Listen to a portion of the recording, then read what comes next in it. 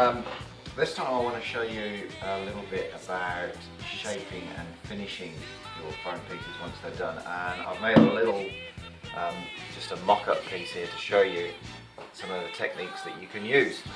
This is a right angle join, and what we're basically going to do is smooth down this sharp edge here so that it's rounded, and I'm going to show you how I go about doing that on some of my pieces. I use two tools primarily. The first one is a miniature rotary tool with a sanding drum on it, and the second tool is a random orbital sander. I've actually got two of these. I've got this little one and this big one. At the moment I've got 80 grit on this one and 220 grit on that one. So the easiest thing to do is start off with the most abrasive technique, which is the rotary sander. You should really use a dust mask when you're doing this, because the dust that comes off this stuff might or may not have formaldehyde in it, which is probably generally not a good idea. So I wear a dust mask when I'm doing it. You might want to go the whole hog, wear a respirator. That's entirely up to you. Actually, what I normally do is I do this outside. Partly because of breathing in the fumes, but mainly because everything gets covered in dust otherwise, so doing this just for you. So take the sander and just gently run it down the edge.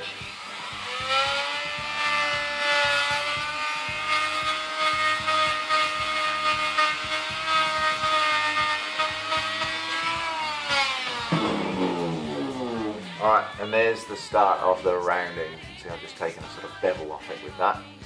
Obviously, if your piece that you're doing needs more taken off, then take more off it. So I'll move on to the 80 grit mouse sander now.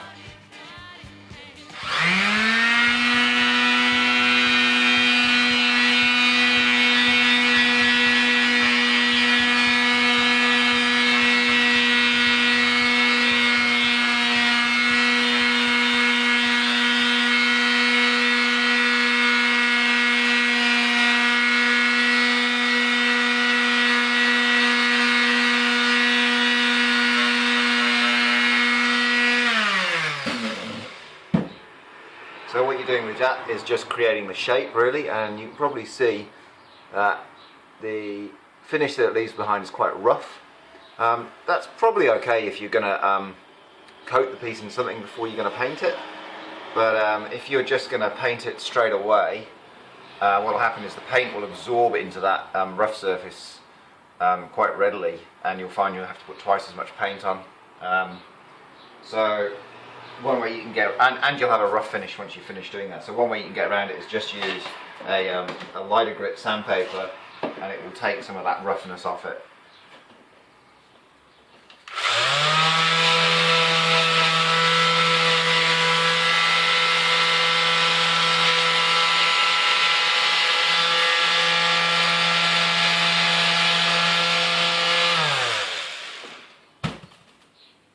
And presto, done. So you can see I've taken that sharp edge now, and it's now beautifully rounded, beveled edge, and you can use that on any of the things you're building with this nice thick 12mm foam. It does work sort of with the 7mm foam,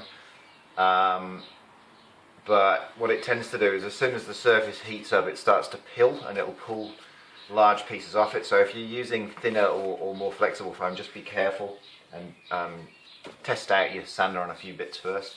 So here's one of the leg joints, and you can see some of the seams here that I've completely flattened off by using that technique. Before they were in sort of jagged polygon type shapes before that.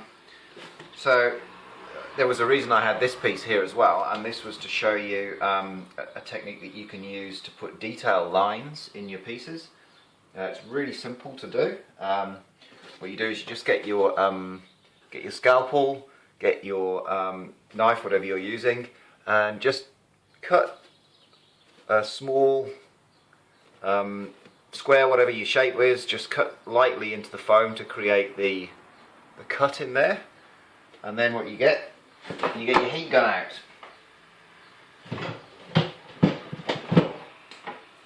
Probably got this out earlier. Get your heat gun out. And watch what happens when you heat this up.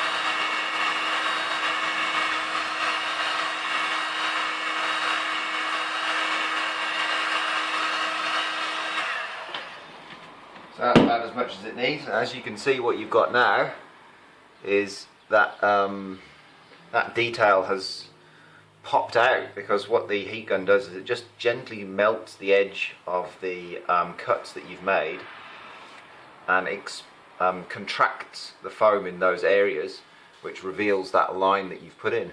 So you can see the before and after difference. There is a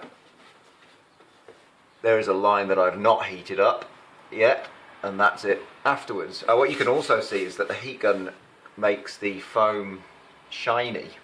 That's because what it does is it actually seals some of the smaller pores in it. That can actually help when you're painting. It would mean that you use less sealant, less PVA glue, or in fact you can, if you can just heat your whole piece, paint straight onto it. I'm going to be attempting one or both of those techniques on some of the bits that I've done, just to see how it goes, mainly to save time. It's a lot quicker to heat up the foam than it is to put PVA sealant on it. So I'm going to be using that technique quite substantially on this suit, because it makes little access panels and details like that really easy to do. So I hope that's helpful.